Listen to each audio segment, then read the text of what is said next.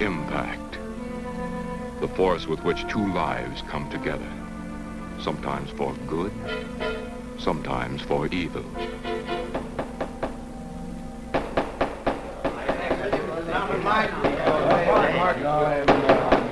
I say, Williams, a lot of line on there. I'm definitely against it. Seems to forget we have our stockholders to answer to.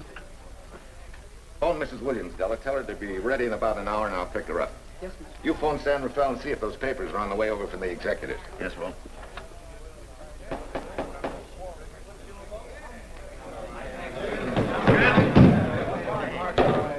Well, Mr. Darcy, what's the score? 9-0? I'm afraid it is, Walt. If you think you can persuade them to change their minds, go right ahead. Gentlemen, I never interfere in stock issues, dividends, or anything else in your department. I must run my department with no interference. Either I know why and when I need more factory space, or you need another boy.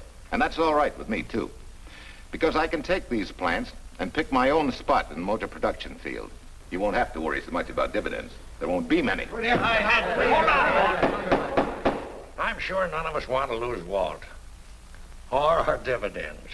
Why do you say we take another vote? Now, all in favor of buying the 3 new factories signify by saying aye. Aye. Aye. Aye. Aye. Aye. Aye. An unanimous vote. Congratulations, Walt. Congratulate the board. They're the winners. Williams, if these factories are so valuable that other companies would jump at the chance to get them, how do you know that you can buy them at the price you quoted us? How do I know? I bought them this morning. Good morning. Della, I was asked to rush this up for Mr. Williams. Get my wife, Della? Your maid said she'd gone to the dentist. I gave her the message. Oh, fine. Oh, this just came. Thank you. What about those papers? They're here. Burke's checking them now. Good.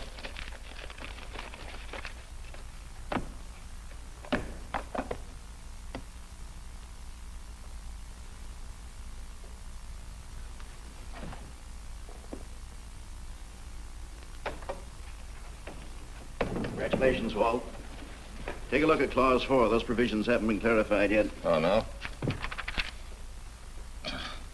I want to leave for Tahoe right away. Get Judge Deering on the phone, will you? Never mind. I can get faster action if I run out to San Rafael myself and stick with him till I write. Yeah? Mrs. Williams on 3. Oh, put the blueprints of that new diesel in, will you? I want Jackson to see him. Bye, Duchess. I'm afraid now we won't be able to leave till about 5 o'clock. What? You're not going with me? But I counted on it. But I thought as soon as Dr. Harris took care of whatever it was, I'd feel better. I don't. Stupid thing still aches, and I certainly wouldn't be a very desirable driving companion. No, seriously, darling, you run along and buy your little factories and hurry home. I'll send you back to the office. And cheat me out of my goodbye kiss? Not a chance. I've got to drive over to San Rafael. I'll stop on the way. Love me? Bye, dear.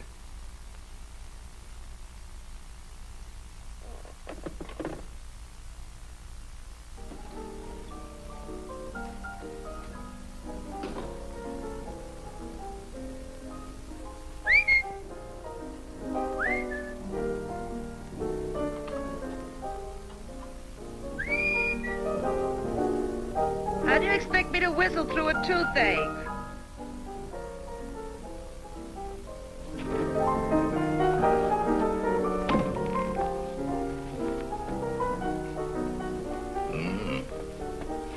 Nothing in the whole world smells as sweet as you do, Duchess. Certainly don't feel sweet. I was grouchy as an old bear. Well, old Doc Williams can give you something to fix that. Close your eyes. Relax a minute. Take a look at that and see if you don't feel better. Oh, Walt. Oh, darling, it's beautiful.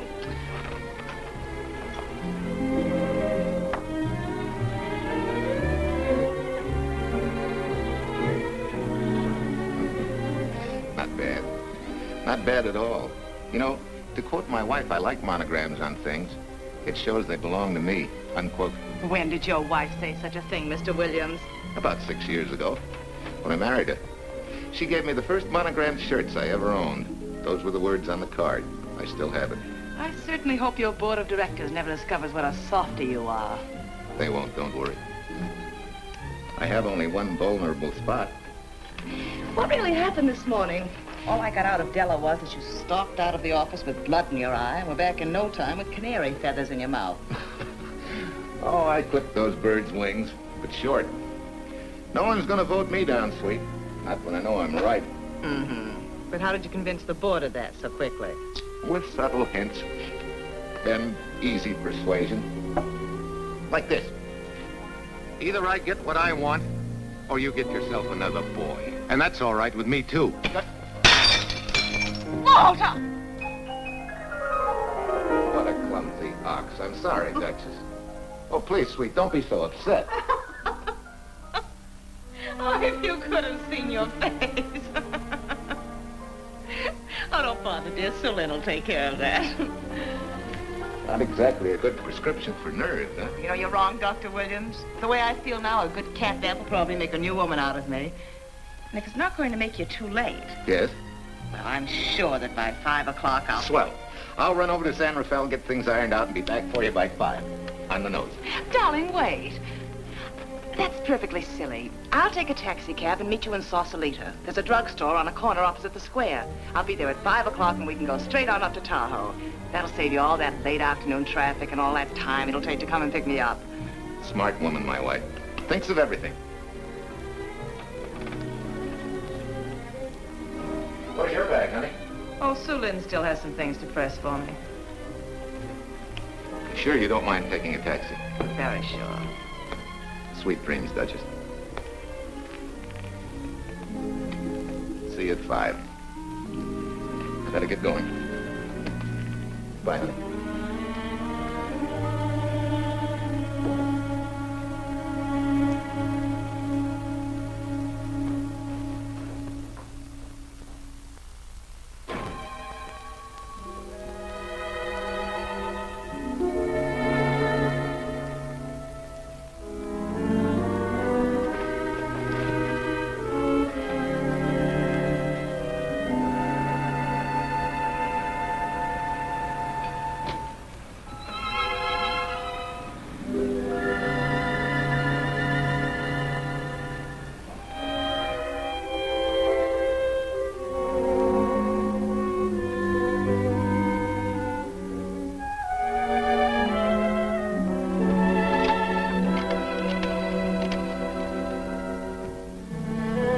Long distance?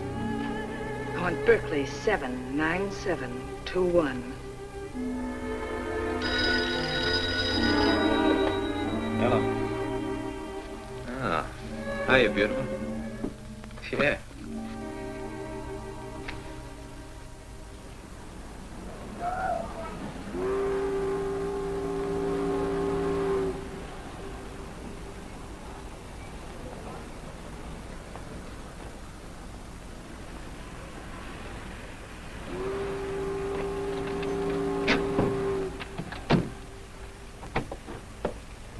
Here. Don't forget, turn this stuff over to a bellboy at the airport hotel in Oakland. Tell him to hold it for Jack Burns. Jack Burns, the airport hotel. That's right, I'll be checking in later. What do I owe you? $1.15 a here. All the stuff back to Oakland. Yeah, here. Buy yourself a new key. Thanks.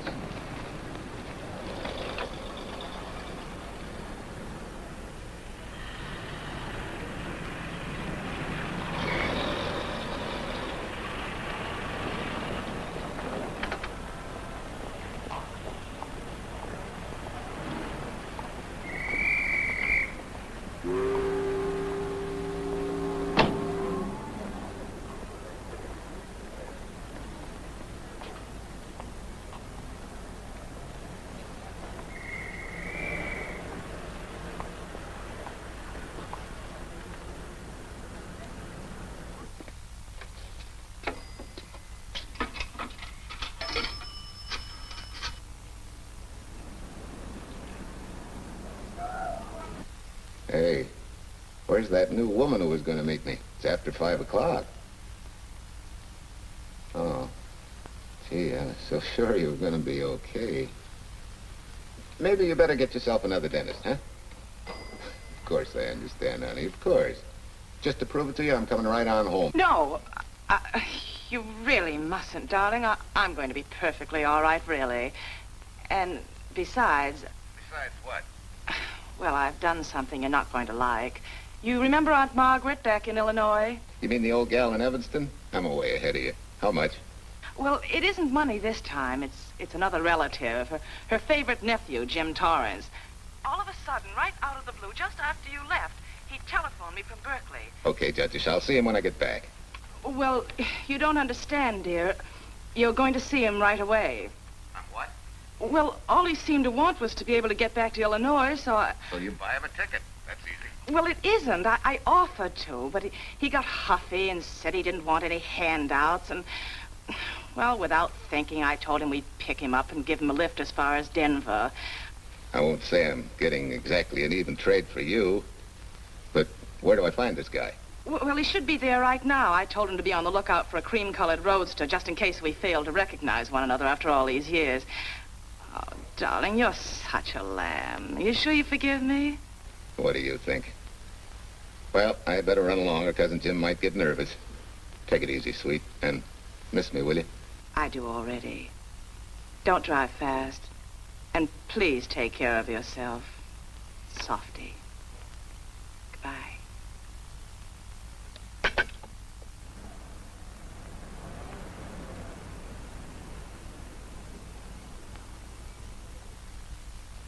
Hello, Della. Yeah, Mrs. Williams wasn't able to go with me. Now, while I'm gone, you see that she gets her roses every morning. That's right. But this time on all the cards, put love from Softy. Yeah, S-O-F-T-Y.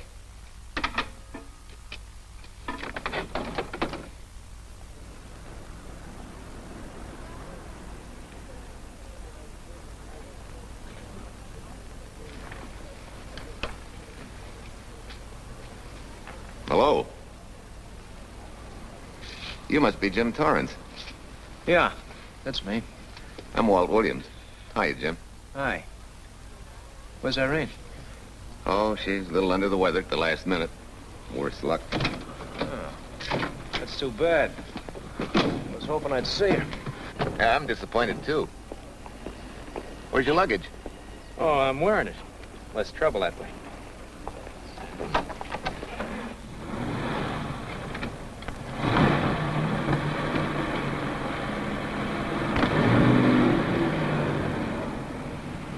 Irene tells me you're heading for Illinois. Yeah. Going been a little rough, huh? Haven't exactly been worried about my income tax. What's your line, Jim? Oh, guess I'm a better salesman than anything else. You know, I can give you a couple of letters when you get back to Chicago. It might help you. It's fine. Little in with a top brass never hurts. What outfit were you with? Patton's Third Army. How was it? Rough. Except for the time in Italy. I kind of liked it there. Patton's outfit never got to Italy. Of course. But most civilians never know or care, and I figured you didn't either. Well, I fooled you that time.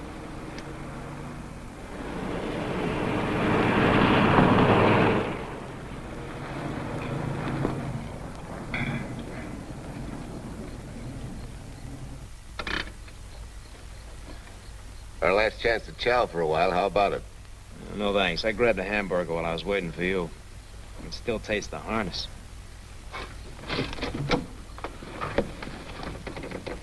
Sure you won't change your mind? No, I'm gonna grab a little shut-eye. Right.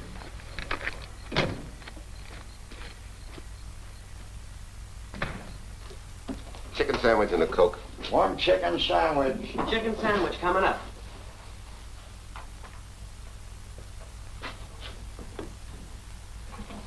Give me change for $1, will you? Yes, sir.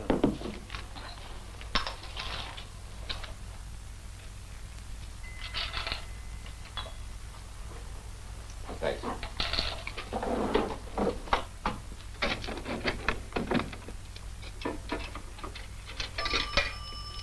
San Francisco. Klondike 2, 6714.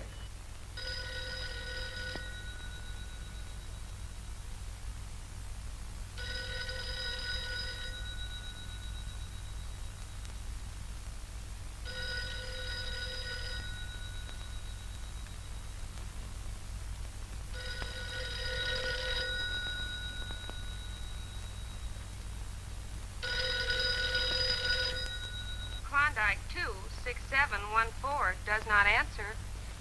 Oh. We'll try Sutter 1, 2599, please.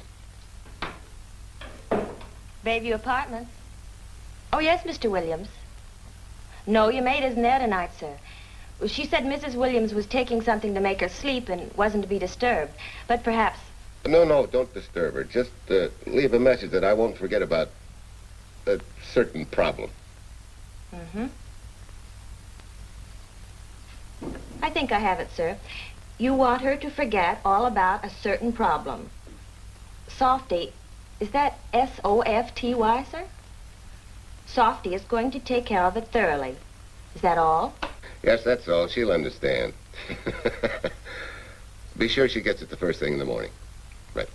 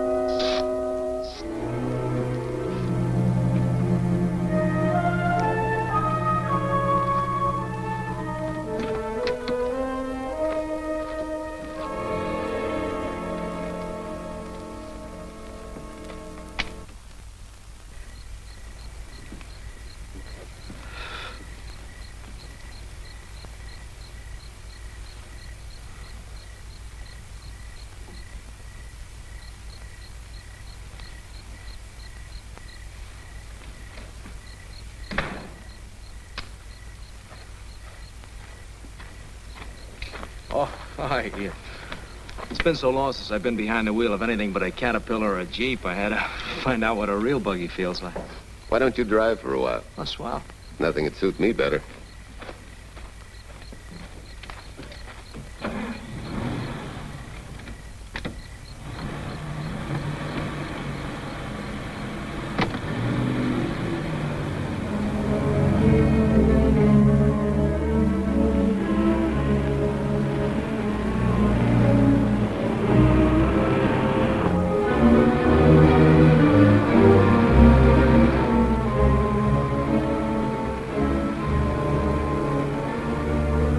Tell me, Irene still got that little scar on her cheek?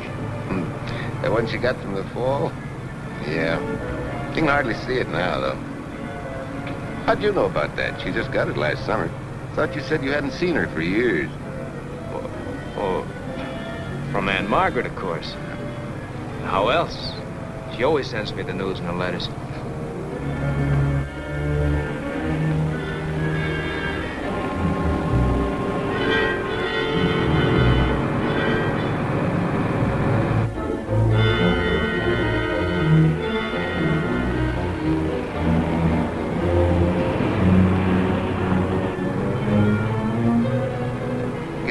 Margaret will be pretty happy to see you.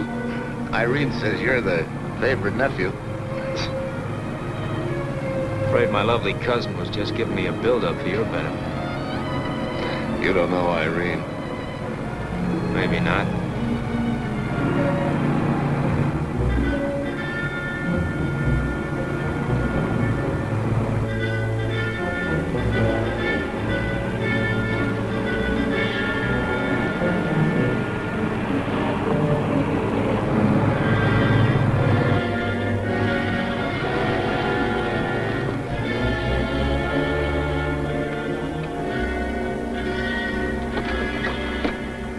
What's the matter? I think we got a flat.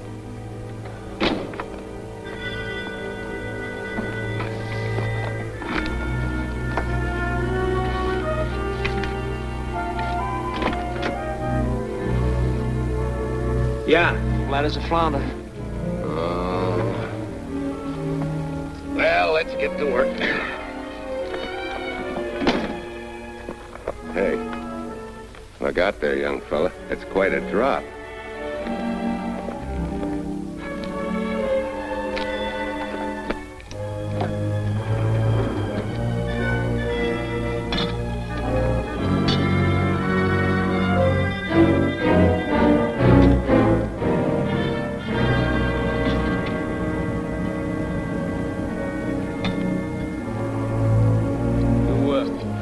Flashlight?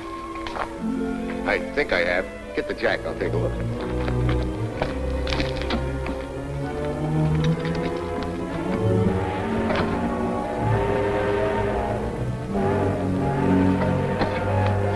Did you find it? Yeah. Yeah, it won't be long now.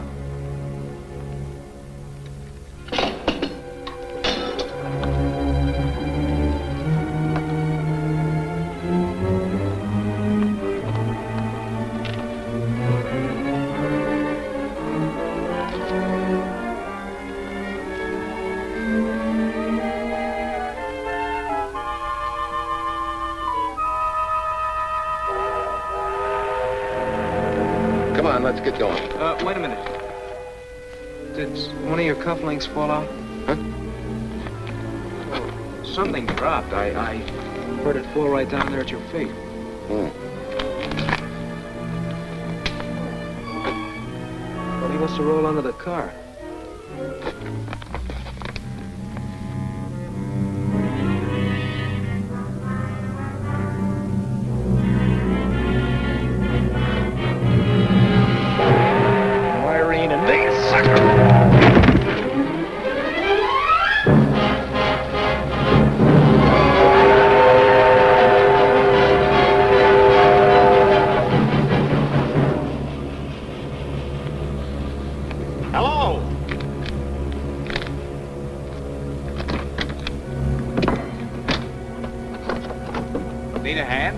No.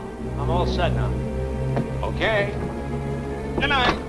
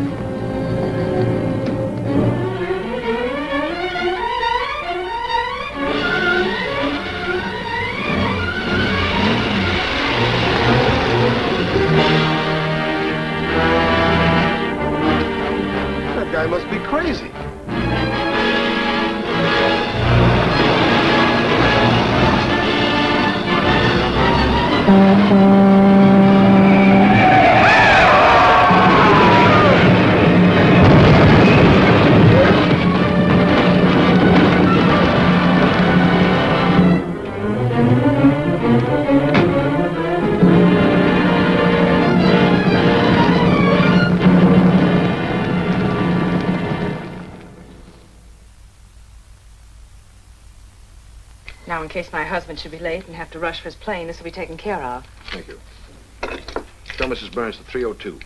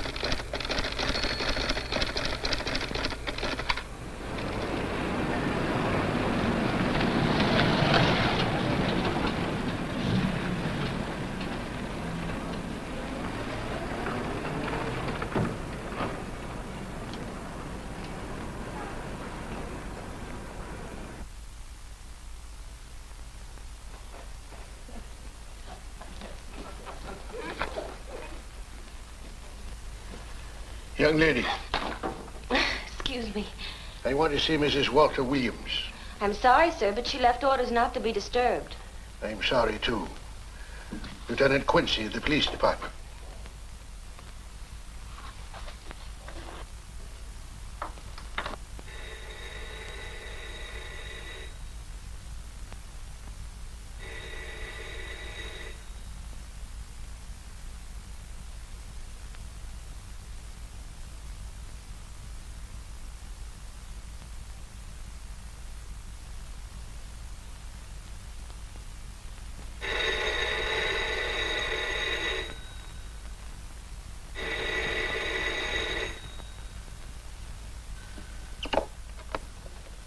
Hello? I thought I left orders not to be Oh, I see. Ask him to come up, please.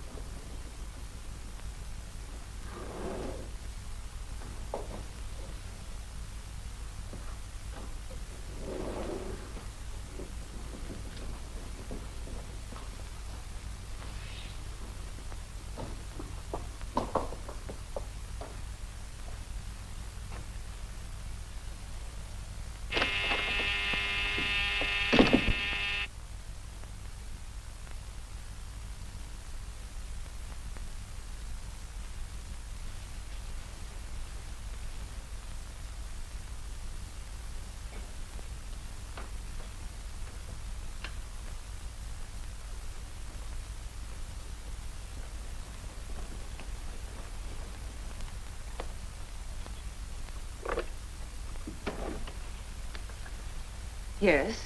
I'm Lieutenant Quincy with the police department. I'm sorry to disturb you at this hour, but... may I come in? Of course.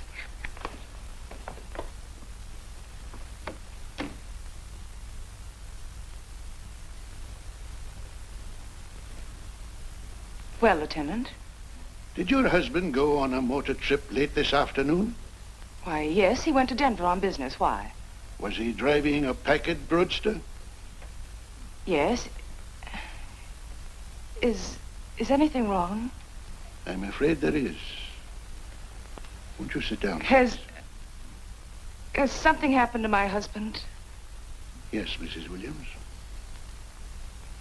He's dead, isn't he? Yes. Oh, Walt, I knew something like this would happen. I begged him time and again not to pick up hitchhikers. But it wasn't a hitchhiker, Mrs. Williams. It was just an accident. He ran into a truck, a gasoline truck. You mean there was fire? He must have been driving pretty fast. I don't think he felt anything after the crash.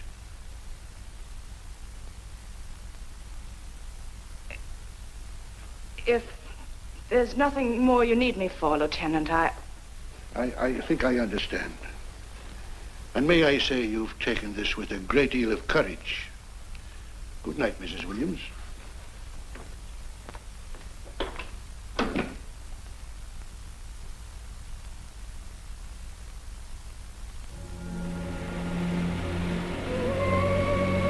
Take care of yourself.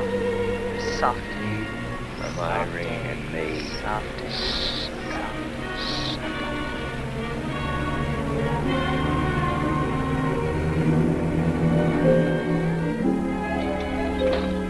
Ready? Yeah. That Williams must have been quite a guy. Yeah, he went to work for Universal Motors as a sheet metal worker. Mm-hmm. Less than 10 years, he's their top production man. Well, he sure went out in a blaze of glory. Yeah. Let's go.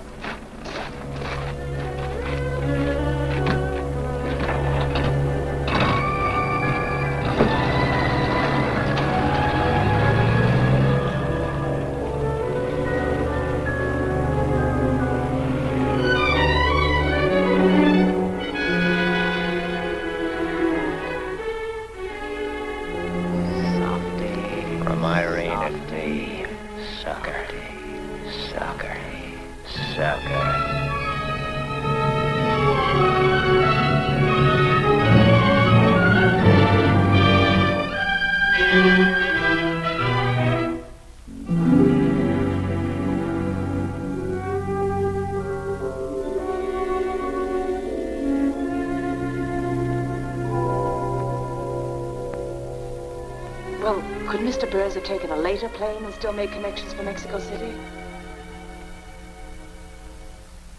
I see. Thank you. Yes? It is some telegrams for Tai Tai. Just put them under the door, Sulin.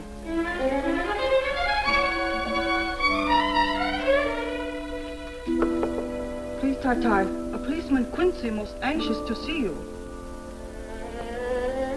Ask him to wait, Sulin.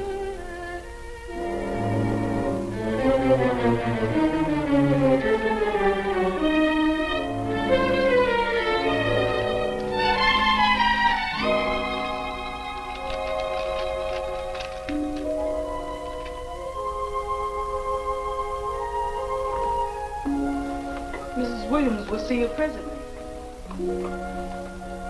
Will wait, please.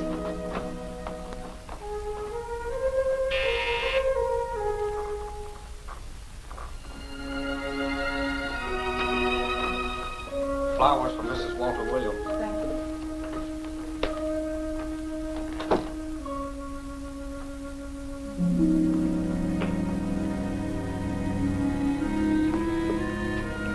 Roses like Mr. Williams always sending when he's away.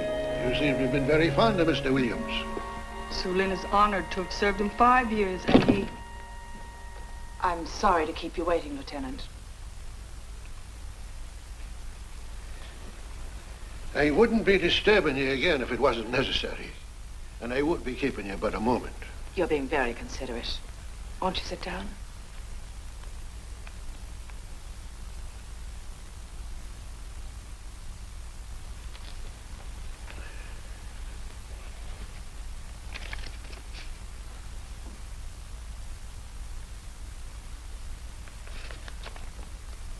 Everyone's been most thoughtful. And why shouldn't they be? Forgive me. I'm all right now. What was it, Lieutenant? The state police would like to have some information. They found some wavy skid marks for quite a distance on the road, as if the car had been out of control when it crashed. Tell me, was Mr. Williams a reckless driver? Why, no. He was a fast driver, but certainly not reckless. Well, was he a heavy drinker? Quite the contrary. Well, what about his health? Could he have had a heart attack and lost consciousness before the accident? Why, no. He was in perfect health, but he'd been working much too hard lately and was overtired. Perhaps he fell asleep at the wheel last night. Oh, poor darling. If only I'd been able to go with him last night, he might still be alive. Well, maybe so and maybe not. You mustn't blame yourself, Mrs. Williams. Fate plays an important part in these matters. Your handkerchief.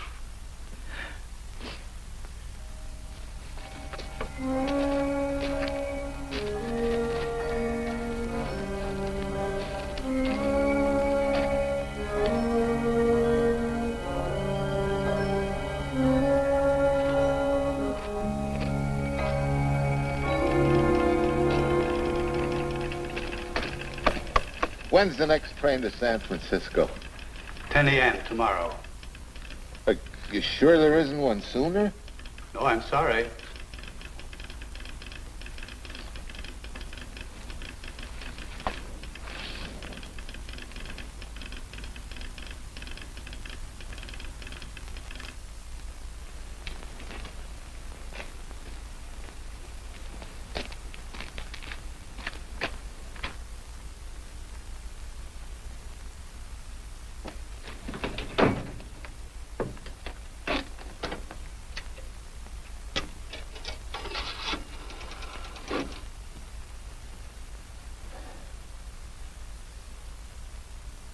We have a circuit now, sir.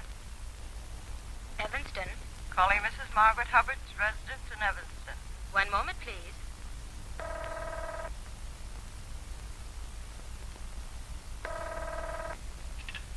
Hello? Mrs. Margaret Hubbard? Yes? Who's this? Long distance. I have a call from Mr. James Torrance. Who? Mr. James Torrance. He's her nephew, Jim Torrance. The call is for your nephew, Jim Torrance. I haven't any nephew, and I don't know any Jim Torrance. Sir, Mrs. Hubbard says she doesn't know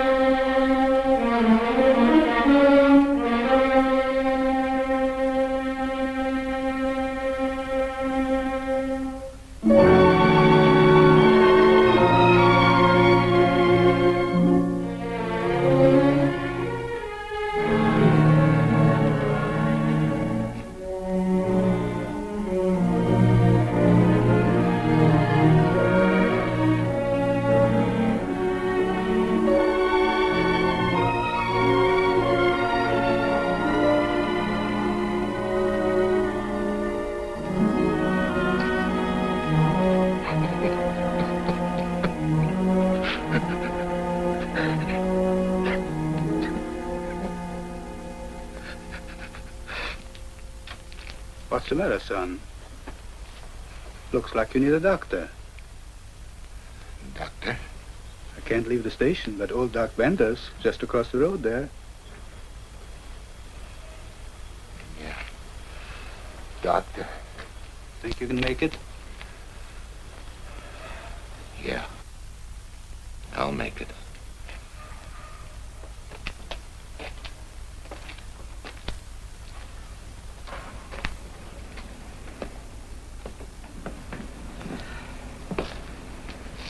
Now, take it easy, man. There's some concussion there. You've got to watch your step for a while. Yeah.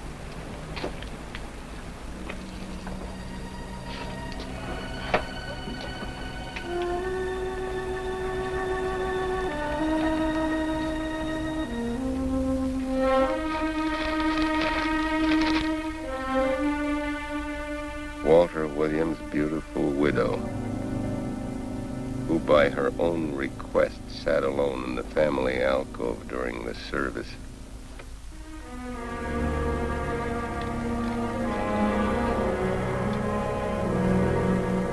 Smart. Someone might have caught her licking her chops.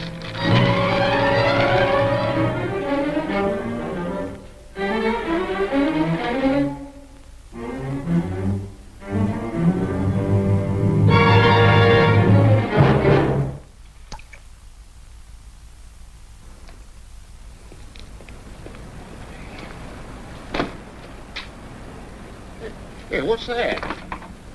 Walter Williams. Hey, ain't that the guy that... For the love of Mike, what's that briefcase doing here? He's dead. They did him a dirty trick if he ain't. Hey, now, wait a minute. Don't touch it. We better turn it over to the police.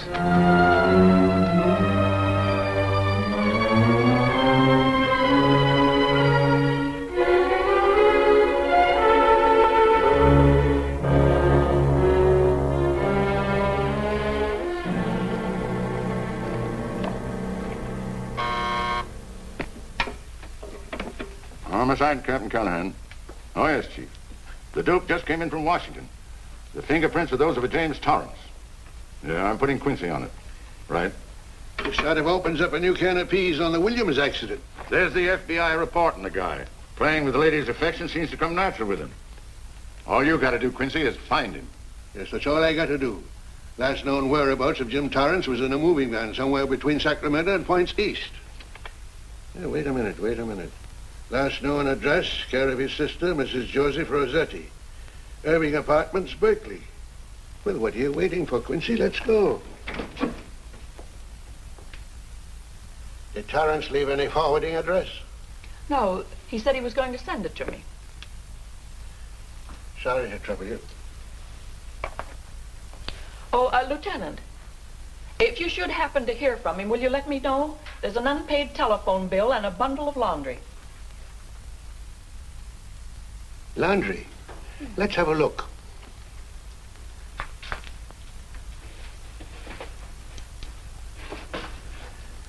I may have to take this along with me. Not without a receipt, you don't. You mean you don't trust the police? In my business, you don't trust anybody. Mine, too. Holy St. Valentine's Day. Look, he had the same thing on his shirts, too.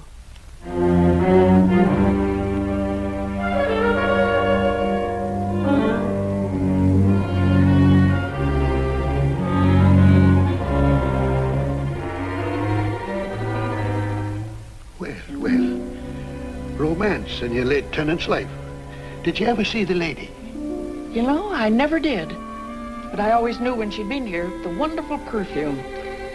I lay you 10 to 1 she's a rich widow. Could be. Wait, I'll get you his telephone bill. Pretty fancy stuff for a hitchhiker. Yeah, but he's a pretty fancy hitchhiker.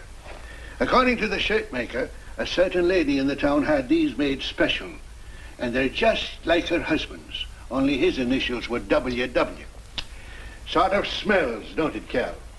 Now take a look at this little item that was also found in the laundry. I for Irene and W for... Well, it could be for Williams, too, couldn't it? Yeah. Homicide, Callahan speaking.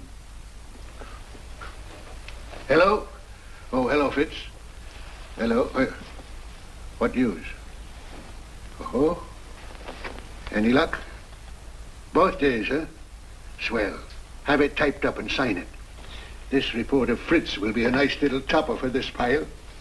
His checkup shows calls from Torrance's phone to Williams's private number, and a flock of them going the other way, including one on the 7th and several on the 8th. The 8th, in case you've forgotten, is the date of Walt Williams' accidental death. Well, that ought to be enough to get an indictment out of the grand jury. Go pick her up. I'd like to play a long shot first. It might give us 2 for 1. Well, take him one at a time. A bird in the hand is not going to lead us to its mate. I'd like to give the lady a little more rope. Well, Thanks. I thought you'd agree.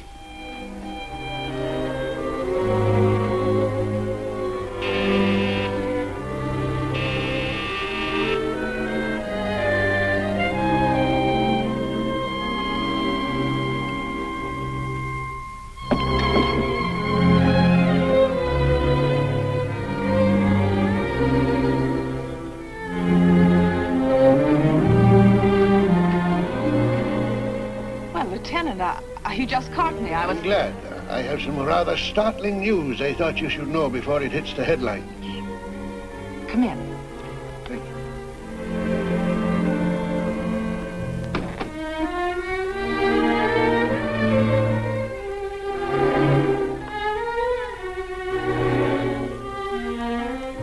Sit down, won't you, Lieutenant? Thank you. I'm very anxious to hear about this news. It seems that your first hunch, remember, that a hitchhiker was responsible for your husband's death? Well, Mrs. Williams, you may have been right. Why, I don't understand. Your husband's briefcase turned up in Kansas City yesterday in a moving van that had stopped at the scene of the accident that night. Apparently, the murderer made his getaway in it. That explains the wavy skid marks that made us suspect your husband was ill or unconscious at the time of the crash. Yes, I suppose it does. And by now, the man is probably out of the country and never will be found. Don't you worry, Mrs. Williams. There were fingerprints on that briefcase. And as soon as we get the FBI report from Washington, his identity will be known and his description sent out on police broadcast. Oh, we'll find him all right. But just now we're keeping things quiet so the murderer will feel safe until we are ready to close in on him. Yes, I can see the wisdom of that. Yes, I thought you would understand and cooperate. As soon as we know his name, it is possible that you might recognize it as someone with a motive. There's that possibility. You know I'll do everything I can to help. I'm sure of it. Now I'll run along. You'll hear from me. I'll let myself out. Don't bother. And don't worry. Good day.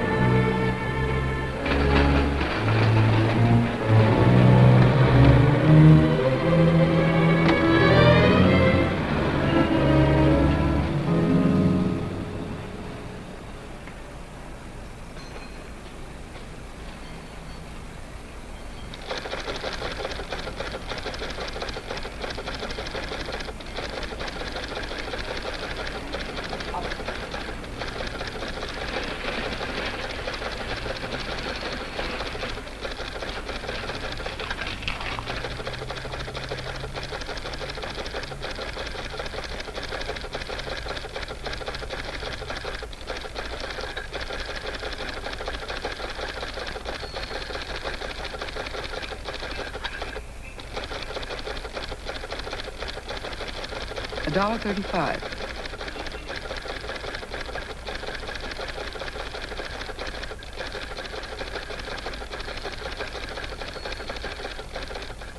See, everything after the letter J in the first name has been obliterated by heavy writing over it. The only impress letters legible are those between words or before them, like RNS at the end of this name here, and the Hotel Santa here before the word Evanston. Well, Tom, don't you think it's about time you retired? Why, there isn't even evidence there of Mrs. Williams' intent to communicate with Torrance. And who do you think she beat a path to the telegraph office to wire to? The League of Decency? I'll tell you what I think, that you should have brought her in when I first told you to. By the time you get her now, she'll have figured out a way to tip Torrance off. He'd be that much tougher to find. Not unless she's tipped him off from your office. Ernie's got her on ice waiting for you.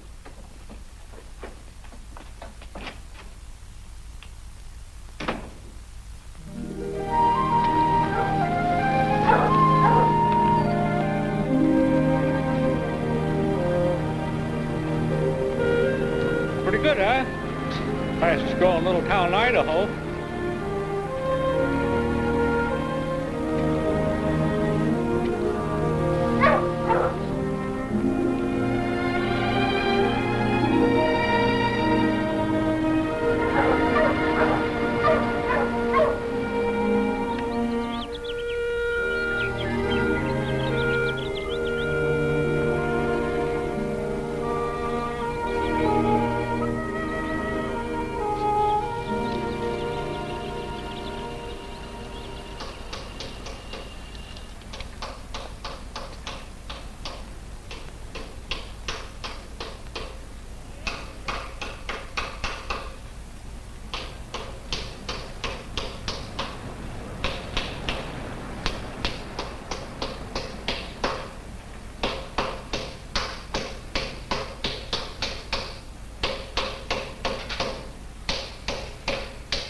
Have a heart, son. You trying to wreck that engine? Oh. Sure. It's a hobby of mine. The way you're going at it, you can't miss.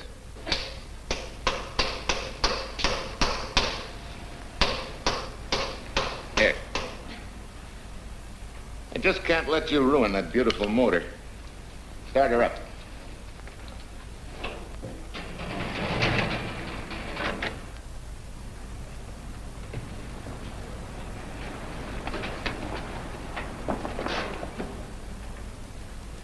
Okay, start her up.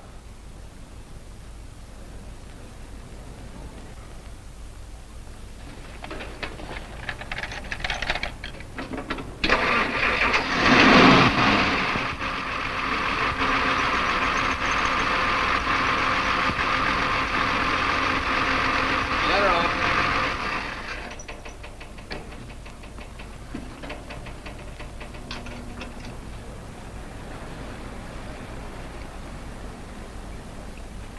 You're certainly not a mechanic by trade. Hands like that. Maybe it's a hobby of mine.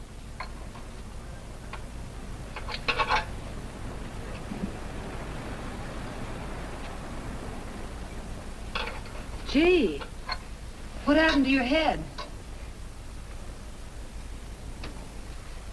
Perhaps I was talking when I should have been listening. Okay?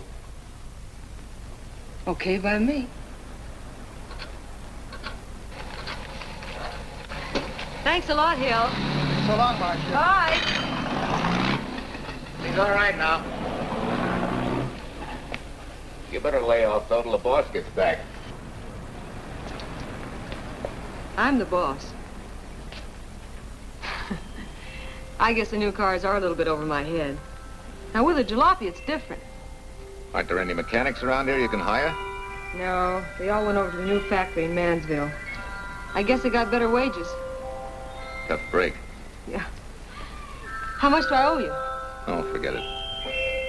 Well, I'll be shoving along. Well, at least have a cook in the house. You might as well. Marcia, can I use your phone a minute, please? Sure, help yourself, Uncle Ben. Never arranged but what it cost. 650, please. Flat tire this morning. Now the danged engine stalled on me. Nice and cold. Wilson's garage? No, I did not give you the wrong number. Fine thing using my phone to cheat me out of repair bills. Aren't you ashamed? You gave me the wrong number. 650, please. You're a nice girl, Marcia Peters, and your ma's a fine woman. And I'll always buy my gas and oil here. But you ain't never gonna tinker with my car again. Busy? Busy. Always busy. Wait a minute. We're not so busy. Would you like to do another good deed and give Uncle Ben a hand? Why not? Where is your car, mister? Maybe I can help you. Why, are you a good mechanic? Very good. And very reasonable. Well, just what you need, girl. Better hire him. It's an idea, Uncle Ben. Come on. Thanks for the Coke. Sure.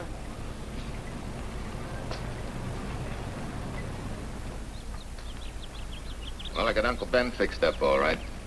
Nothing but a sticky carburetor valve. Bye. I hope he paid you. What for? It only took a minute. You're certainly not money conscious, stranger. There. This is no kind of work for a girl.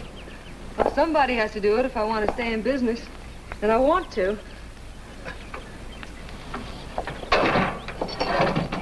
Must be some business that you're better suited for.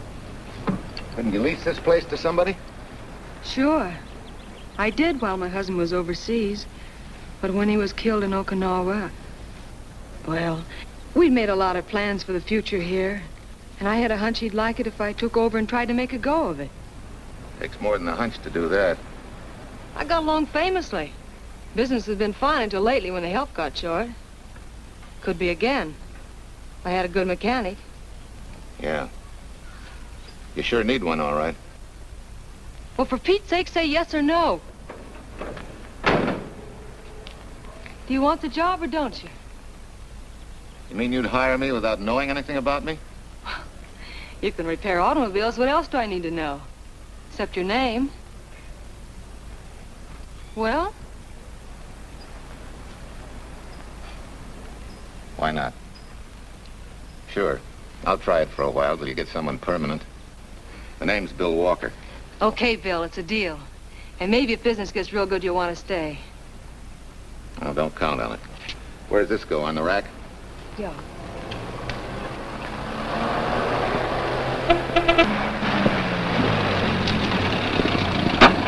Marcia!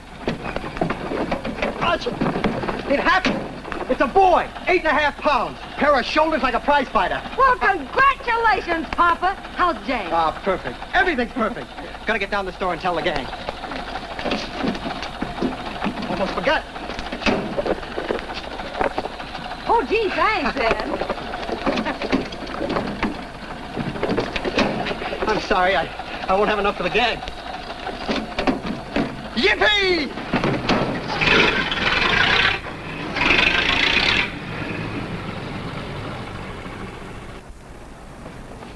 Maybe you can use this token from the slightly delirious new father. Thanks. Say, we haven't settled the matter of wages yet. Maybe I can't pay you regular salary. Suppose we leave that open till you find out how much I'm worth to the business. Doesn't seem to be any business right now. Might be a good time for me to get rid of this beard and find a place to board. We live right next door. I'll go ask Mom. She'll know of a place. Sort of a peaceful house. I noticed it this morning. Oh, gosh, I forgot. She's down helping Mrs. Wellesley with her canning. Mom finds homes for everything from stray cats... To stray mechanics? Well, you're not a stray anymore. I'll go phone. Pearl, 674, please. Hello, Miss Westler. May I speak to Mother? Hi, Mom. I've got some good news for you. I hired a man for the station. Yeah. No. Nobody we know. He's from out of town. Needs to place a board. You got a good one up your sleeve? Okay. Says she has to meet you first to come home for supper. Huh? And you like apple or cherry pie? Cherry. Cherry it is, Mom. See you later. Oh, now I gotta get rid of this. Hey, where's the nearest barber shop? The one and only, just up 2 blocks. Tell Judd you're working for me. When you get back, we'll close up and go home. Thanks.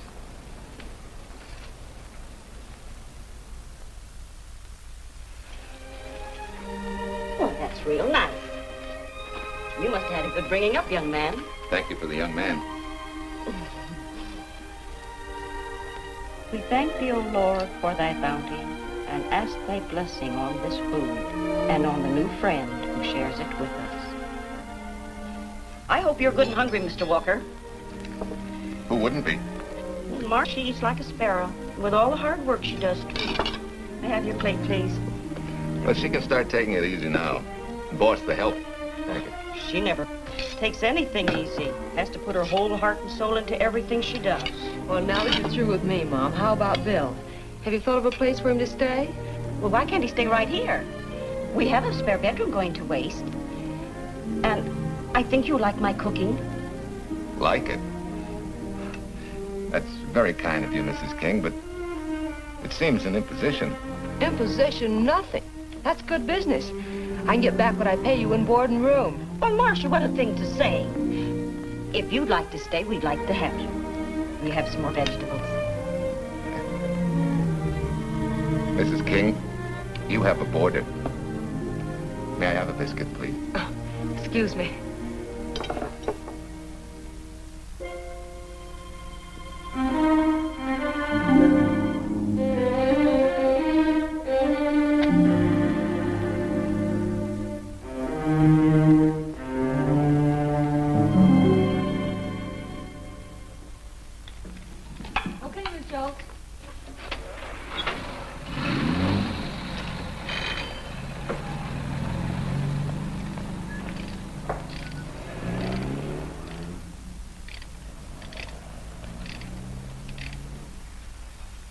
It's wonderful the way tools seem to come alive in your hands.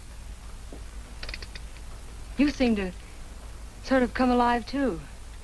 As though you got real pleasure out of working with them. I do. When you're doing a job with them, you can't think of anything else. Bill, if something's bothering you, why don't you get rid of it? What would you prescribe, doctor? Amputation. For that stupid chip on your shoulder.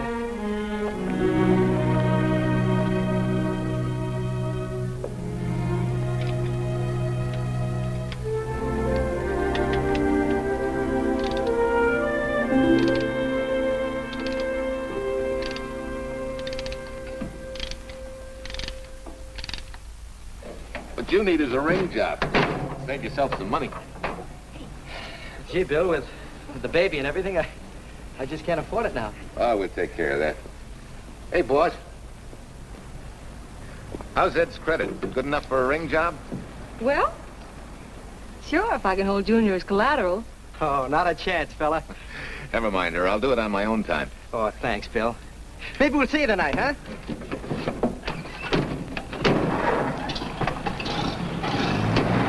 Some shoulders, huh? Yeah. Some father, huh? Bye, Marcia. Bye, Marcia. Bye. Nice kids. Hey, was Ed clowning about their being hard up? No. Things have been pretty tough for him ever since he got out of the service. Fix a car for him, Bill, and only charge him for the labor, okay? Then he gets it for free. I'd already figured on knocking that off. Say, we could make it an anniversary present. Anniversary of what?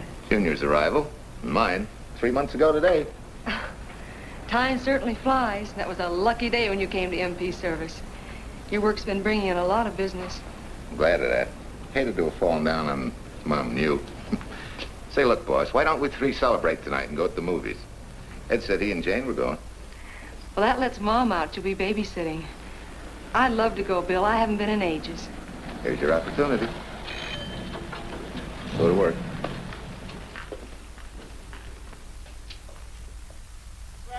Irene Williams, held for murder. Read all Extra. Irene. This is Sheila Graham with the latest news of the shocking Williams murder case. While beautiful Irene Williams is held for trial, charged with conspiring to kill her late husband, the police are searching for James Torrance, believed to be the lover of Mrs. Williams and her partner in the horrible murder of Walter Williams.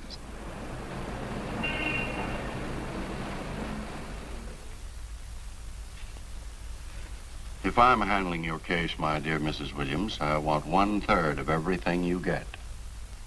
You're out of your mind. You don't realize what I'll get as Walt's widow. Perhaps you don't realize the spot you're in.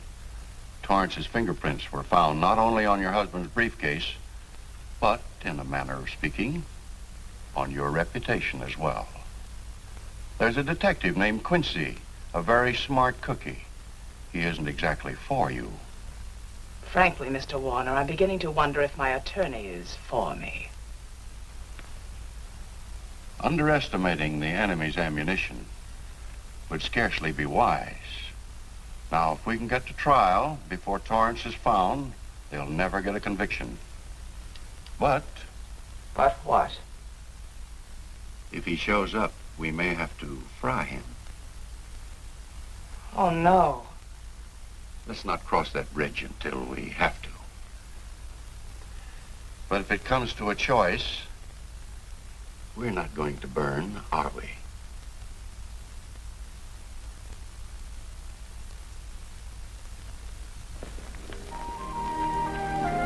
Art, you're the chatterbox this afternoon. What about this afternoon? Oh, I'm sorry, boss. I guess it was wool gathering. You're only supposed to do that in the spring. Is there anything you don't know? Yes. What's San Francisco got that we haven't? Better newspapers, for one thing. Anyway, California's supposed to be the land of opportunity. I thought that by now you liked it here. I do. Very much. It's a good town. Nice people. Swell boss. Thanks. We like you, too. No fooling, Bill. You'd be surprised how many people ask questions about you. What kind of questions? Oh, where you came from, do you have any family, and do you like it here, and are you going to stay? Al Knox asked me at the movie last night if you wanted to join the volunteer fire department. Just interested, friendly things. I suppose it is natural for people to wonder about a stranger who moves into their community, like I did. You know, I've been thinking, maybe it wasn't such a good idea, you and I going to the movies last night. It's all right being seen in the station and here with Mom, but... You get used to that in a town this size. They're always trying to marry people off. You just ignore it, and after a while they forget about it.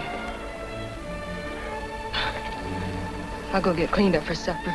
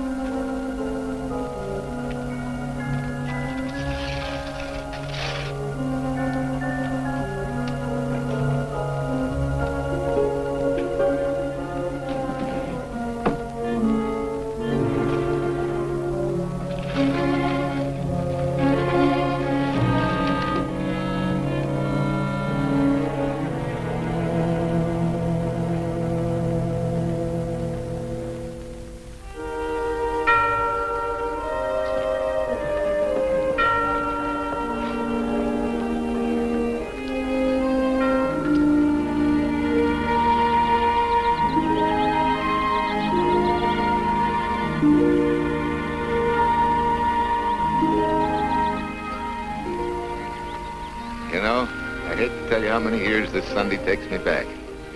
Did you always fall asleep during the sermon? I wasn't asleep, Mrs. Peters. I merely closed my eyes to concentrate. Oh, so that's what you call it. I had to nudge you to stop you from nodding. Quiet. You're disturbing my reminiscent mood. Even smells the same. Could be the same bees buzzing in the same clover.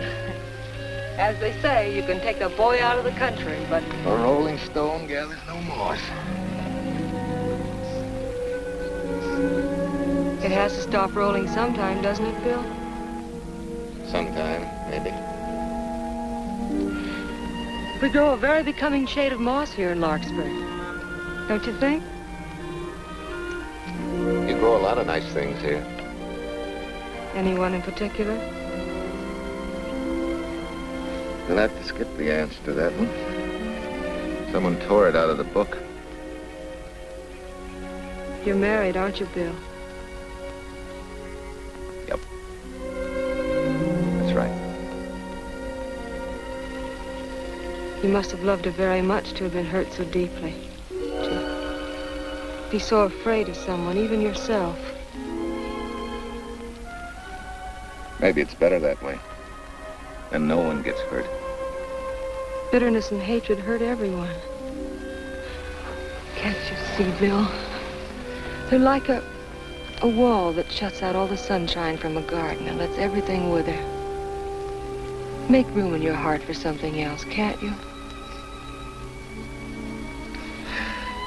I guess this is my day for sermons. Sorry. As Mom would say, you never get rich minding the other fellow's business.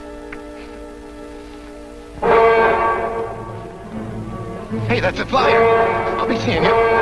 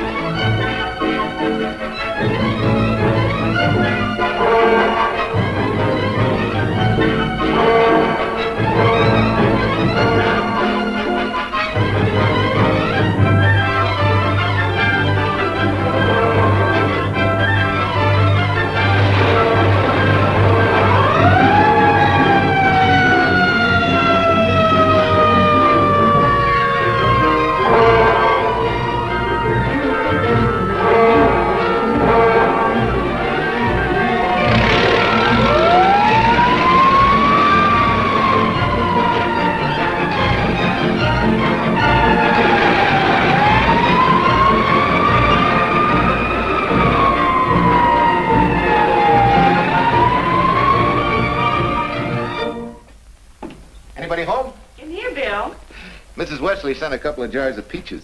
Said you helped her can them. Oh, thank you. When I delivered the doc's car, he insisted that I have a bite with him. Where's the boss? Took a book back to the library for me. Huh? What a day. Hey, what's the idea? Are you darning my socks? Well, I thought a drawer full of holy ones isn't doing you much good. I found it when I put fresh papers in your bureau yesterday. You have a heap of things that need mending, haven't you, son? Does Marcia know? Do you think I'd tell her? This is your problem, Bill. Because I found out about it doesn't give me the right to tell anyone else, not even Marcia. When you trust folks, you trust them, and you give them a chance to work out things the way that seems right to them. How can one little woman be so big? Don't forget, it's a lot easier to be tolerant and understanding at 50 than it is at 25. Yeah, Ma. I'm going next door for a while. Grandma Thompson's ill.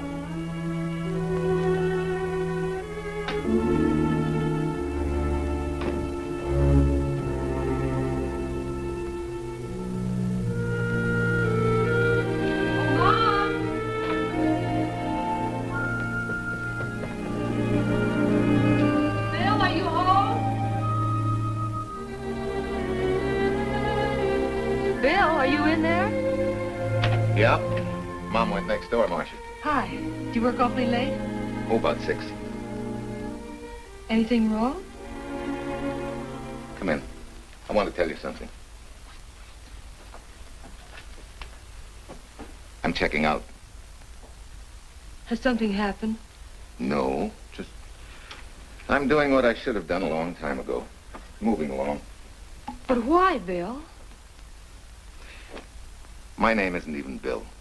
There isn't any Bill Walker. I'm Walter Williams. The late Walter Williams. Walter Williams? I don't understand. You may not even after I've told you, but at least you'll know the whole story. Sit down, please.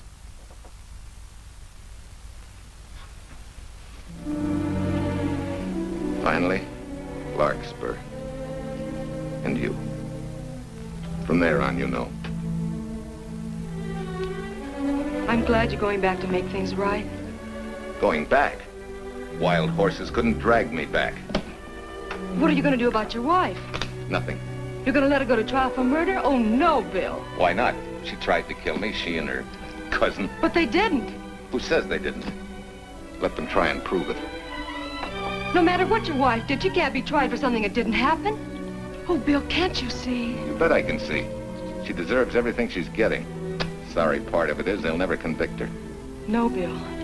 The sorry part is you're not big enough to take a hard jolt to your pride and to your ego. Sure.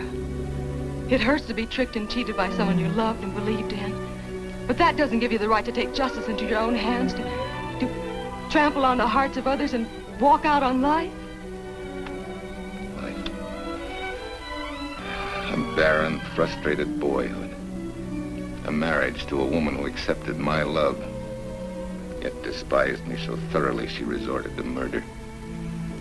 I'll never think of our moments together without nausea.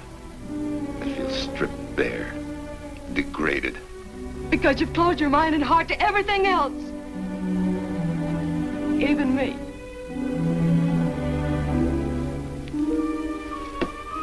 Oh, Bill, please.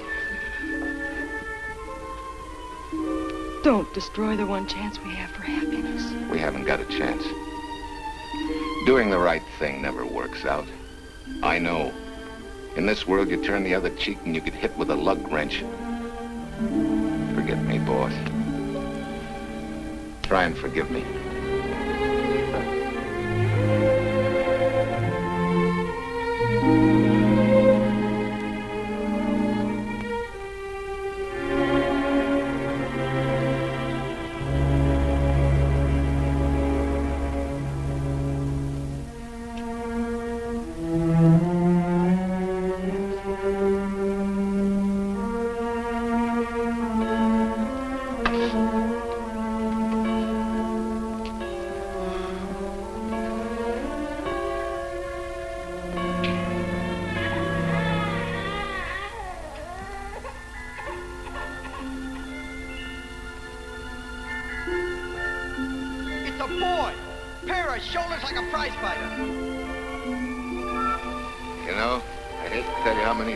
Sunday takes me back. You have a heap of things that need mending, haven't you, son?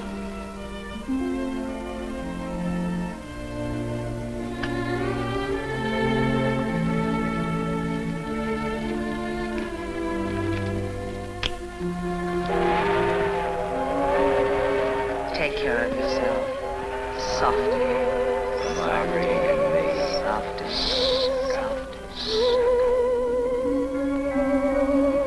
Big enough to take a hard jolt to your pride and to your ego.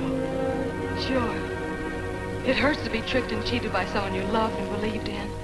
But that doesn't give you the right to take justice into your own hands, trample on the hearts of others, and walk out on life. Oh, Bill, please, don't destroy the one chance we have for happiness.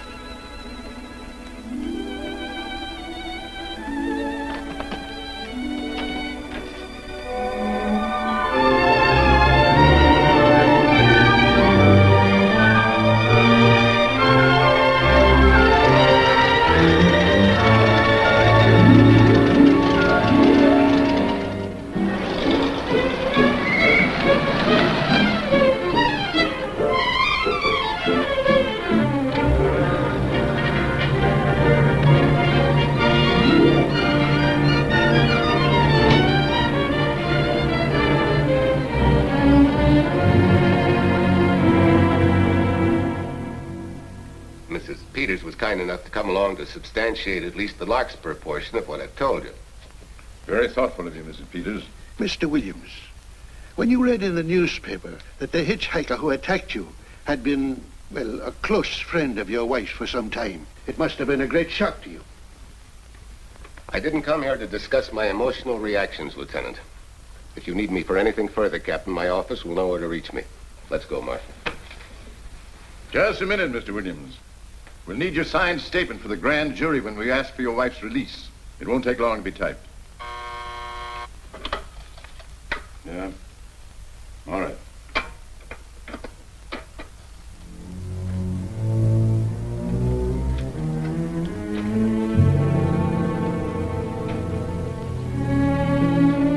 Come in.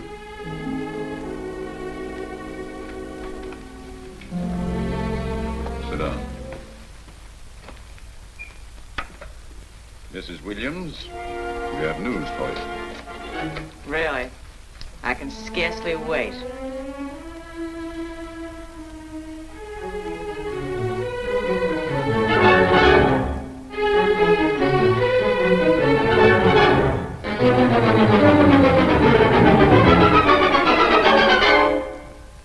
It seems it was Torrance who was in the car when it crashed. Jim? Dead?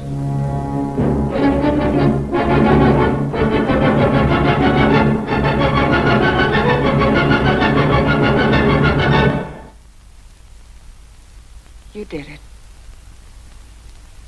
You killed him. No. He tried to kill me. Thought he had. And he ran into the truck. It was an accident. An accident? You wait all these months to tell this story. You let me rot in this filthy jail. Wait a minute. You let everybody believe you're dead. Pretty convenient, wasn't it? A dead man can't be tried for murder. Mr. Williams, perhaps your wife would understand better if you would explain to her about the amnesia. Amnesia? Oh, don't tell me you believe he had amnesia. Where's he been all this time, just wandering around in a daze? Tells us he's been in Larkspur, a little town in Idaho, working as a mechanic in a service station, run by Mrs. Peters here.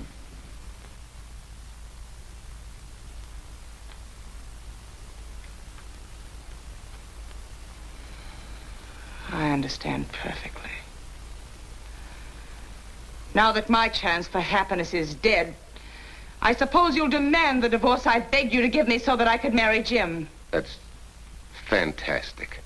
Yes, isn't it? After you telling us that the man you picked up was a perfect stranger. Well, that's not true. The time and place for meeting Jim had all been arranged. I must advise you, there's a law that a wife can't testify against her husband. There's a law against murder, too, but that didn't stop him, and nothing's going to stop me until I'm through. It's all right with me, Captain. Go on. Talk your head off.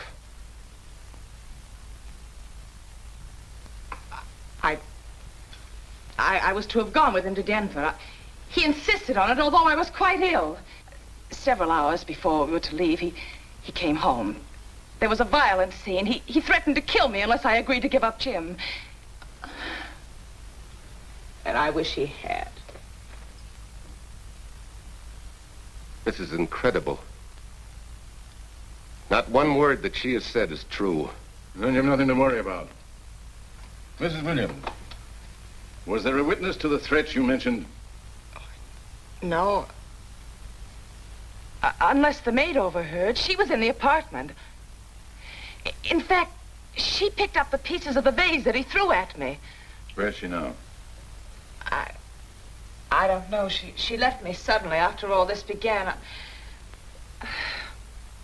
Please, could the questions wait? I feel rather ill.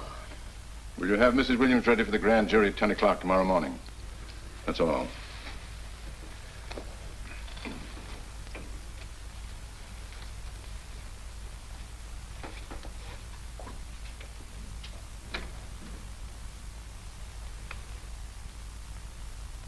We're going to hold you too, Williams. On what charge? Suspicion of murder. But he's not guilty of any of these things. Then it should be easy for him to prove it. Take it down and book him. That fiction of Mrs. Williams must have been very convincing. No, we just couldn't buy that yarn you tried to sell us. Let's go.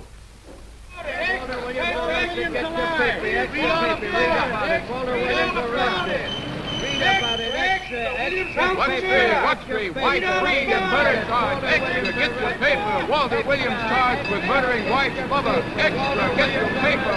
Irene Williams goes free. Husband held. Extra, get your paper. Wife freed and murder charge. Walter Williams charged with murdering wife's lover. And Daly's going to cover Williams' office. Okay, boys, hop to it. I want all I can get by 10 a.m. tomorrow for the grand jury. Okay, Chief. Oh, Tom, don't miss a bit. Dig up everything you can on Williams and the Peters dame. You sort of believed Irene Williams' story, didn't you, Ben? She made better sense than he did. Well, sure, she's a better liar than he is. Don't forget, I went all through her grieving widowhood with her. She's a bad customer. Well, that's for the grand jury to decide, and Williams insisted on letting her talk. So it's his funeral. Funeral, all right. Especially with that yarn he told. But murder's out of character for him. There's a few pieces missing somewhere. There might be in Idaho, if it's not too much out of character for you to get going. You're going to miss me, Cal, when I retire next year. Maybe I'll join Private Eye and solve your cases for you.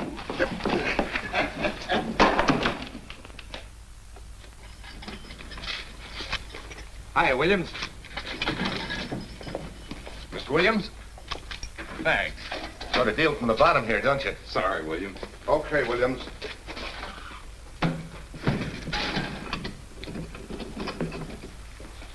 Well, not very good news, judging from your faces. Well, Walt, the grand jury returned indictment against you. Mrs. Williams was released. I see. Now, don't you worry, Walt. We'll have you back at work where you're needed, and in short order. Come on, Eldridge. There's a visitor waiting far more attractive than we old fogies. We're just leaving, Mrs. Peters, but remember, don't hesitate to call on me for anything. Thank you so much.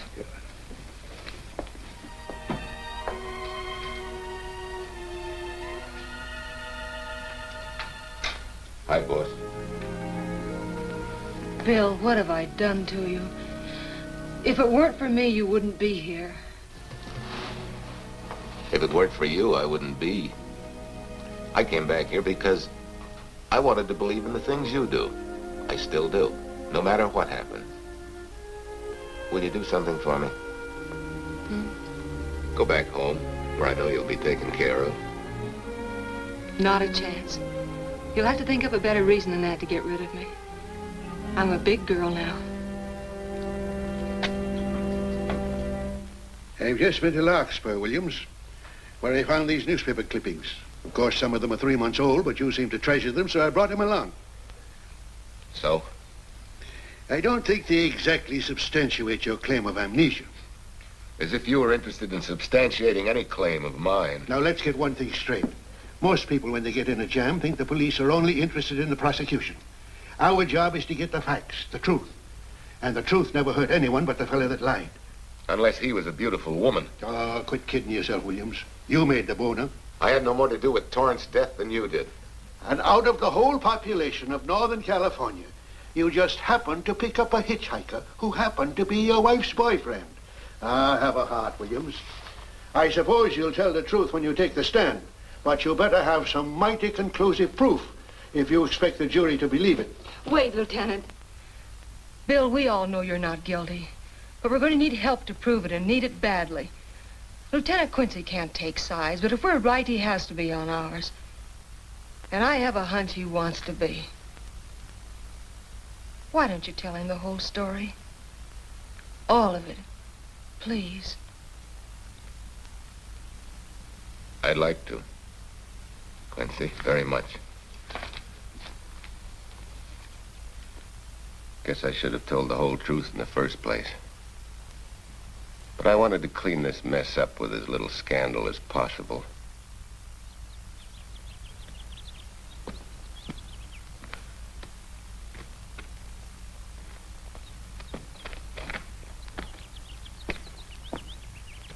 Well? No sign of the lug wrench or anything. My dear Mrs. Peters, will you please stop trying to be a detective? How many times do you think the police have combed this spot for any kind of evidence? Now, be a nice girl. Take Mr. Williams' advice. Go back to Larkspur. What time is it? It's only 4 o'clock. We still have time to go back to town and go on our hunt for Sue Lynn. Now, look here, young woman. You've had me on the run since early morning. But, Lieutenant, the maid seems to be our only hope now. We've got to keep looking till we find her, that's all. That's all? Wait. She was naturalized, wasn't she? Suffering chopsticks. Quincy, you dumb flatfoot. This Sue, what's her name, was Chinese born. If her port of entry was San Francisco, there'd still be a file on her, photo and all. Let's go. Back to town. Immigration.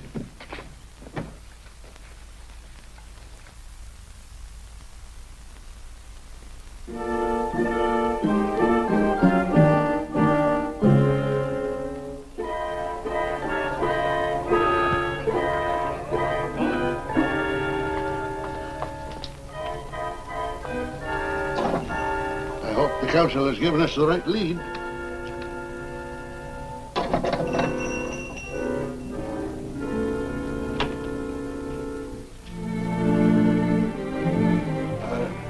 You are Singh? Understand? You savvy English? Also French, Italian, and Hebrew. May one ask what is desired? We're looking for Su Ling Chung. A Chinese consul said you were her uncle and might tell us what she is. This daughter of my brother, has she offended the honorable police? Oh, no. They just wanted to ask her some questions about Mr. Williams, the man she used to work for. Ah Sing's heart is heavy that he cannot lead you to her. But things that are not known cannot be told. Well, if you hear anything of her, report it to headquarters.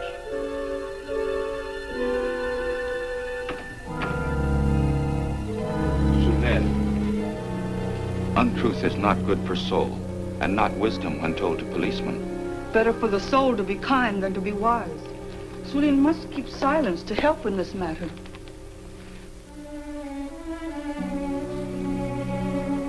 You know, you're quite a gal. In case I haven't told you lately. You're just too easily pleased, that's all. There must be a way out. Why can't we find it? Oh, buck up, boys. Tomorrow's another day. Yesterday you go to trial. Bill, I'm afraid. And the state intends to prove, beyond any reasonable doubt, that the defendant, Walter Williams, did, with malice aforethought, kill the deceased James Torrance, whom he knew to be his wife's lover.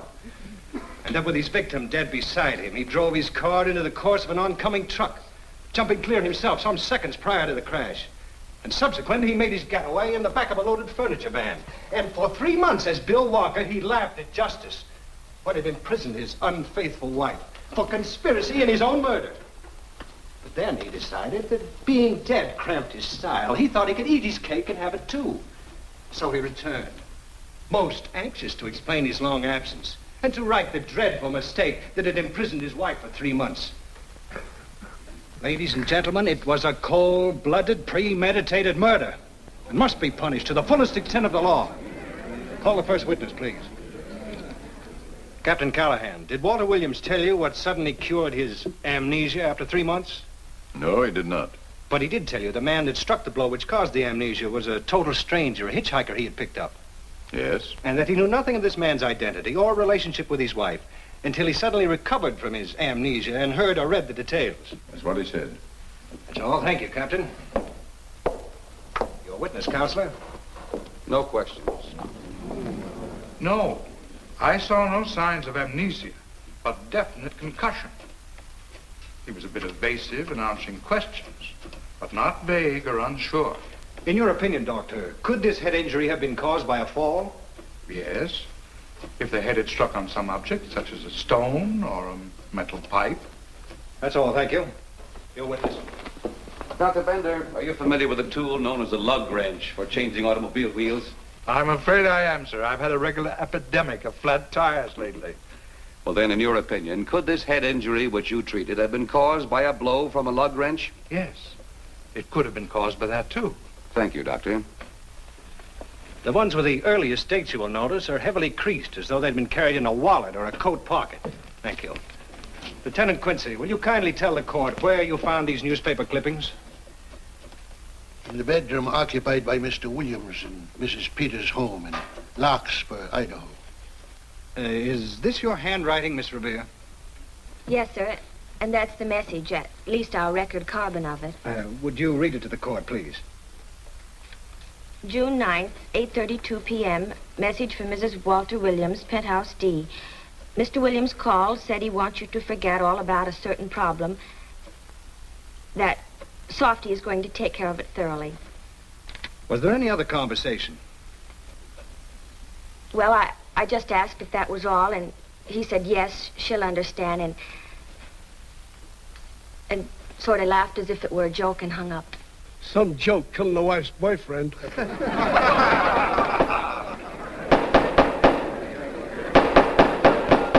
is the state versus Walter Williams. All the rounds so far have gone to the prosecution. And it was a grim-faced Williams who was returned to his cell this afternoon. What the score will be after he takes the stand is anybody's guess, but he's going to need some lucky punches to get a decision. And though Torrance struck with intent to kill, after telling you this is from Irene and me, sucker, you still telephoned Illinois to find out if there was a cousin Jim. You are hard to convince, aren't you, Mr. Williams? Is it so incredible that a man should fight against believing such a thing about his wife? Oh, that is very touching. From a husband who planned a trip on which he intended to destroy his wife and did kill her lover. That's a lie. Your Honor, I object to the conclusions drawn by the prosecutor and move that it be stricken from the records. But, Your Honor, there is a corpus delicti, remember, who was your wife's lover. Objection sustained. There's also her own story, which in front of witnesses you insisted she tell.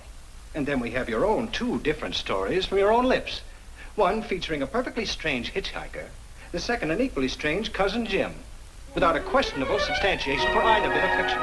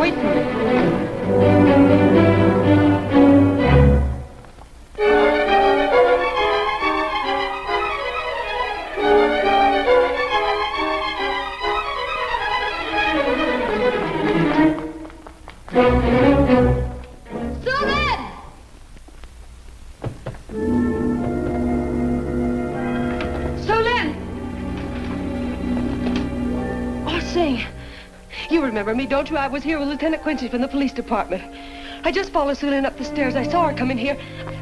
You must be mistaken. I'm not mistaken. She's here. I must see her. Ah, Sing, don't you understand? It's to save a man from prison, even from death. I will send her to you.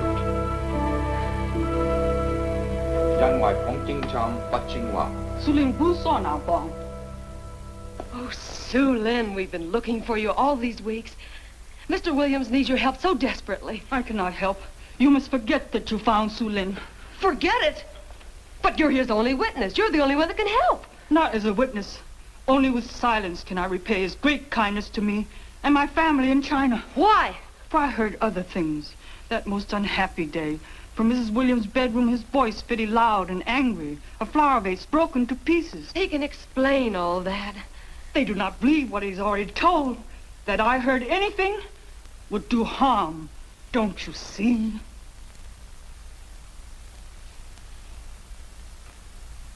Yes. Much sorrow comes from women who know not honor and truth. And Mrs. Williams, she was not true even to that Torrance man. What made you say that? That night when he was killed, her sickness was but wall of falsehood, behind which she could go secretly to a meeting place. You mean she went out that night? Sue Lynn, are you sure? Yes, because next morning in her bedroom I found street shoes that had been worn. Her coat on the closet floor, with the sleeves turned inside out, as though removed hurriedly. And in one pocket, a door key to some hotel. Sue Lynn, that's it. Proof that she and Torrance had planned to meet that night after he killed Mr. Williams. What hotel was it? Oh, I don't remember. The key. What did you do with it? Returned to coat pocket. Come on. We'll get to Lieutenant Quincy. He'll know what to do. And pray, Sue Lynn, every step of the way.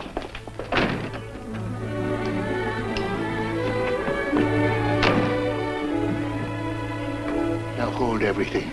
Even if this long shot don't work out, we'll just keep on pitching.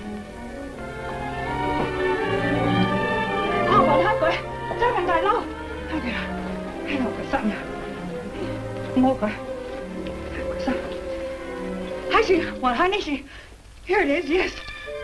Room 302, Airport Hotel, Oakland. Maybe we got our miracle. A special little Chinese one. It is to hope that Sue Lynn was of small help to Mr. Williams. Oh, Sue Lynn. Come on, copper. Next stop, Oakland. A certain little lady's hotel rendezvous. I was on night duty then, all right, but I sure don't remember a looker like this. Quite a dish, eh? A little too highly seasoned for my digestion, thanks. Lieutenant, just found a couple of cars for room 302 on June 9th. George Baxter, checked out at noon. Mr. and Mrs. J. Burns. Room not slept in. J. Burns. Burns. Look, Quincy. The handwriting on the card is identical to that on the photograph. And here's a little boy, the same thing. The cover-up telegram to Aunt Margaret. Now look at the impressions. J here, and here RNS. J. Burns. That's the name she started a telegram to. Room not slept in. Say, I got that dame pegged now, Lieutenant. She said they'd be out of the room by midnight as her husband was catching a plane.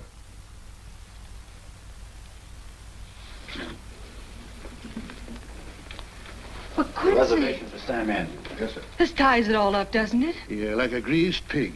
What do you mean? We've got the evidence now, the proof. Of what? Sue Lynn's theory that Irene was playing the field? This evidence only proves that she came here to keep a date with a man named Burns. We can't even prove that he didn't keep the date. But you know he didn't. There wasn't any Burns. It was only a name that she and Torrance used. Fine. If you can prove that, Williams will be free. But none of this will prove it. Sorry, copper, but we are just up another blind alley. Willie? Yes, sir. There's a couple of sample cases from Mr. Sam Andrews. Came up from the station this morning. Take them to Parlor B right away. Sure thing, sir.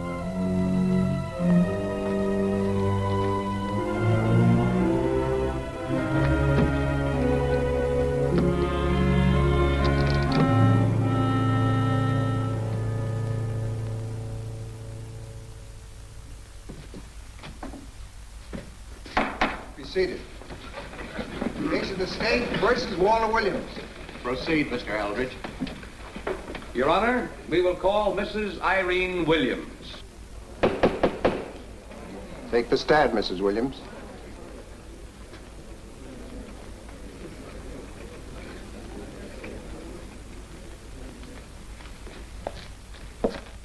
Raise your right hand.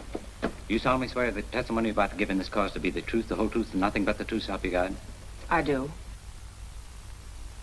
Hey, what cooks? The defense calling her?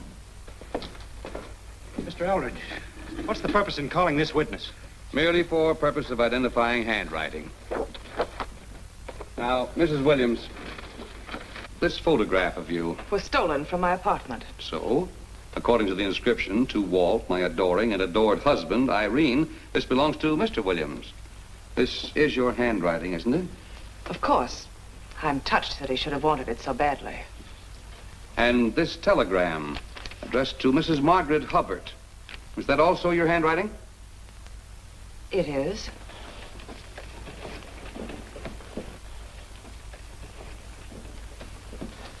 Now, Mrs. Burns, I mean Mrs. Williams, this photograph is inscribed to Jim, my adoring and adored Irene.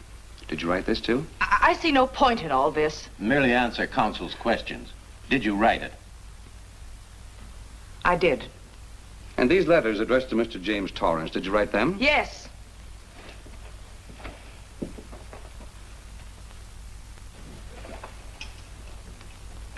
And this monogrammed garment, A gift from you to Mr. Torrance? Why must I be tortured again by all this? I never made any secret of my love for Jim Torrance. That's why he's dead. Your love for Jim Torrance. Yet on the very night he was killed, you had a rendezvous with a man named Burns, didn't you? I don't know what you're talking about. I don't know any man named Burns. I was at home that night, very ill. Oh, yes, the sleeping pills. Well, you must walk in your sleep then, for you spent at least part of that night at the Airport Hotel in Oakland, where you registered for Mr. and Mrs. J. Burns. Don't waste the court's time trying to deny it. This is the registration card that you signed at 9:20 p.m. And there's the room clerk who assigned you to room 302. And this, Mrs. Williams, is the key to room 302, which you very carelessly left in the pocket of a coat which was found in your closet yesterday. All right, I was there. Now are you satisfied? Not quite. This J. Burns, Mrs. Williams, was his first name Jack? Yes. Have you been in contact with him lately? No. How long since you've seen or heard from this Jack Burns? Well, I don't know. I don't remember. You bet she doesn't remember, because there isn't any Jack Burns, and there never was. That was an alias for Jim Torrance. And it was Torrance who was to have met you that night, after your charming little plot to kill your husband had been duly executed. It's not true. It's not true. I have bad news for you, Mrs. Williams. I can prove it's true. These pajamas, these letters, this picture, all of which you identified for the court, were found in this suitcase, which is full of the clothes and personal belongings of Mr. James Torrance. And the suitcase was found in the baggage room of the Airport Hotel, where it's been held since June 9th. And it says on this tag, in large print, hold for Jack Burns. That is all, Mrs. Williams. Just a moment, Mrs. Williams. Your Honor, in view of the evidence presented, we now ask for a dismissal of the state's case against Walter Williams. And we intend to charge Irene Williams with conspiracy to commit murder against her husband, Walter Williams. Oh, no.